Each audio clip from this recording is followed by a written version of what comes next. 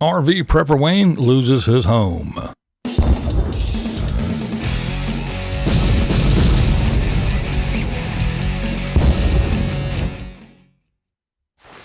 What's up, blind viewers? How's everybody doing today? Alrighty, we're going to talk about RV Prepper Wayne, and he lost his home. But first, let's talk about Eric, Nomadic Fanatic. Now, Nomadic Fanatic, he had a visit with Carolyn. That's right, Carolyn and Ron, while he was up there in the Northwest. But he also addresses the status of Miranda, his Class A RV. I want to tell you guys that I am very, very happy with this shorter, easier to maintain system of this Class C. And as of now, this is my RV. I do not have my Class A anymore. I won't be riding my Class A or using my Class A. It's going to be me, Frida, Tater Tot, Opie, and Tara. That's the way we're moving forward. End of story. No, I won't answer any questions in the comments about it. It's not available. Not available. But I don't have it anymore. He doesn't have it anymore. That's it. So there you go. Anybody that was wondering and speculating about where the Class A is, there you go. That's it. That's all you're going to get. You heard it. Now, at the end of the video, Eric does talk about Felix and his, he talks about his GoFundMe and leaves a link and all that good stuff. And he also talks about RV Prepper Wayne. And we will get into that later here in just a bit. Now, he also talks about an RV magazine that features some YouTube nomads that you just may recognize. This is BlindViews, and that's the way I see it. All right, now speaking of RV Prepper Wayne, Wayne was parked at a truck stop. He was in bed, asleep, when he was awakened from his slumber when he was hit by a semi. I believe he had hit here. He pushed my RV back 20 feet, and this is the result.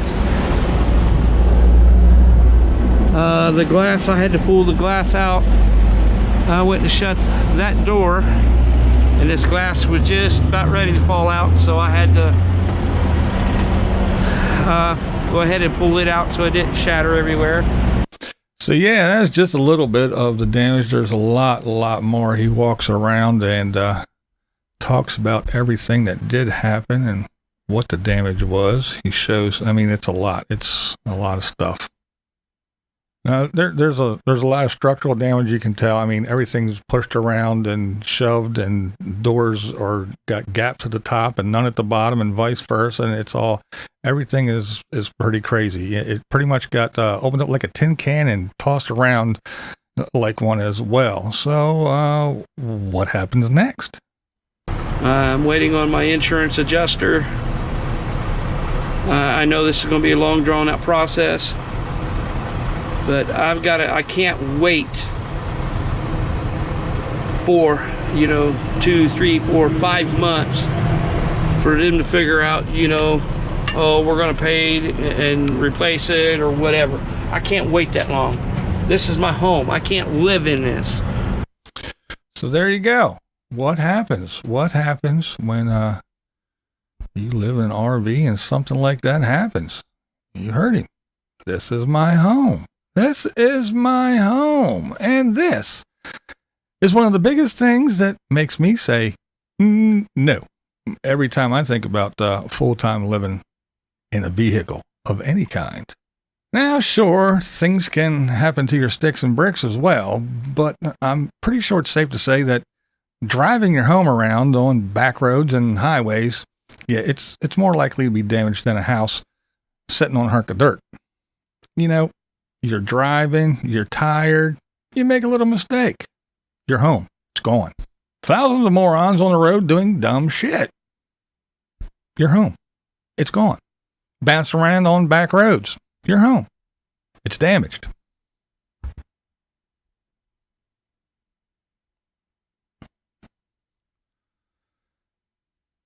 They even say that driving them is like putting them through a medium to strong earthquake every single time you hit the road. Now add the fact that they're meant for occasional recreational use. It's right there in the name. They're not built for 24/7 use. But I live in a van. I would never buy an RV. Well, you still drive it and you still subject it to asshole drivers on the road. Well, I park mine most of the time.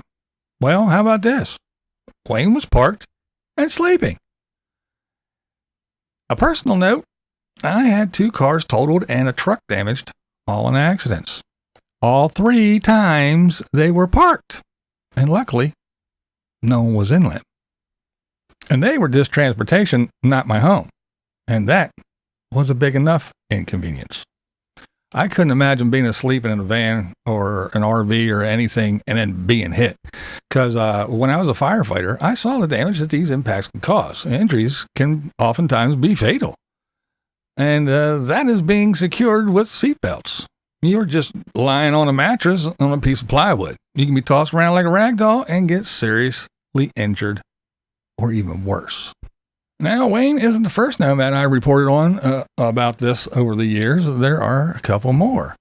If you can remember, back when you had Scott and Terry, they got hit while driving down the highway, and Carolyn chased them, the perpetrators down. And Liz Amazing, they had a little accident, not too little, but they had an accident at the fuel pumps, and their home was all tore up. And that's just 2 examples of several that I've talked about over the years. And come on, we won't even get into the insurance and repair process. Driving your home around, it can be fun, but it really does come at a cost. Your vehicle home is more vulnerable than a house. Now let's talk about brand spanking new RVs. Dreaming Out Loud RVing shows us some real beauties. Let's see. My God. Look. What is it? Holy crap. Oh my God. Look at that. And this is a freaking show. This is a brand new unit. $69,000. 70 grand, look at that. Someone had to put that show price in there looking at these. I mean, the whole valance is ripped out of the wall. Both of Oh them. my God. I wonder if it had anything to do with the impact on the front. Look at the dirt in the floor. Oh my God, the floor's torn up. Look at that. All I gotta say is if driving this thing from the dealer lot to the show and shit's already falling apart, just imagine living in it 24/7. Oh, they went through a couple units, man. They saw all kinds of stuff. There was busted shower glass, ripped floors, dead bugs, and gravel all over the damn place.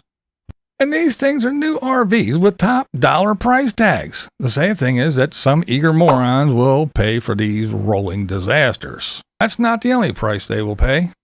They will pay for all the lost time making phone calls and waiting for repairs to be done on their brand new rig. That's if something really horrible doesn't happen.